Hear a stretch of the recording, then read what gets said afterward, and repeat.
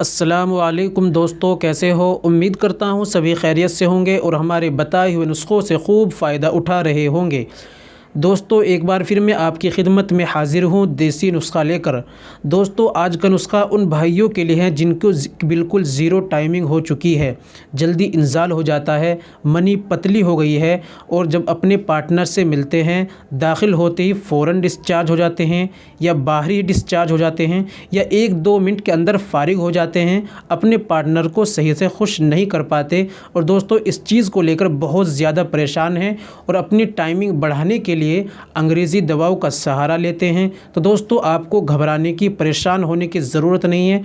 आज मैं आपको ऐसा पावरफुल और नायाब तोहफ़ा देने वाला हूँ, ऐसा एक छोटा सा नुस्ख़ा आपको बतलाऊँगा जिसके इस्तेमाल से इंशाअल्लाह टाइमिंग इतनी बढ़ जाएगी कि आप सोच भी नहीं सकते।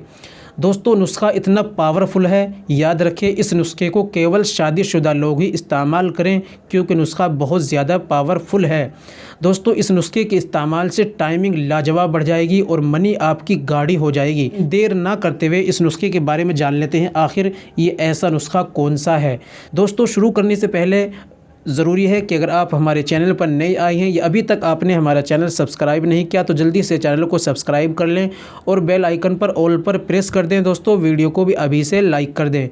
दोस्तों, 3 चीज़ें आपको लेनी है। सबसे पहले आपको लेनी है दारचीनी 200 ग्राम और दूसरी आपको लेनी है काले तिल 200 ग्राम।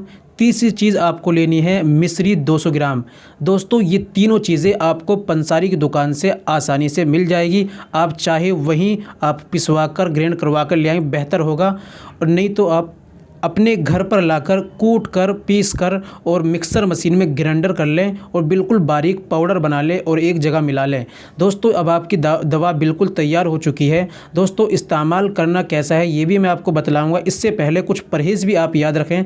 परहेज़ आप गर्म चीज़ों के जो तासीर में गर्म होती है, चाय, गोश्त, बड़े छोटे का अंडा और दोस्तों तली भुनी चीज़ें और खट्टी चीज़ें, इनका आप बादी चीज़ें परहेज़ करें ज़रूर। और दोस्तों, दवाई इस्तेमाल करें सुबह में आधा चम्मच 1 गिलास दूध के साथ में और शाम को आधा चम्मच 1 गिलास दूध के साथ में खाना खाने के 2 या ढाई घंटे बाद इस्तेमाल करें 2 वक्त में। और दोस्तों, याद रखें गर्म मिजाज वाले इस नुस्खे को बिल्कुल इस्तेमाल ना करें और शादीशुदा लोग ही इस नुस्खे को इस्तेमाल करें। दोस्तों, वीडियो अच्छी लगी हो तो वीडियो को लाइक कर दीजिए और शेयर कर दीजिए। आपको दी हुई जानकारी इसके बारे में आप हमें कमेंट करके ज़रूर बताइए।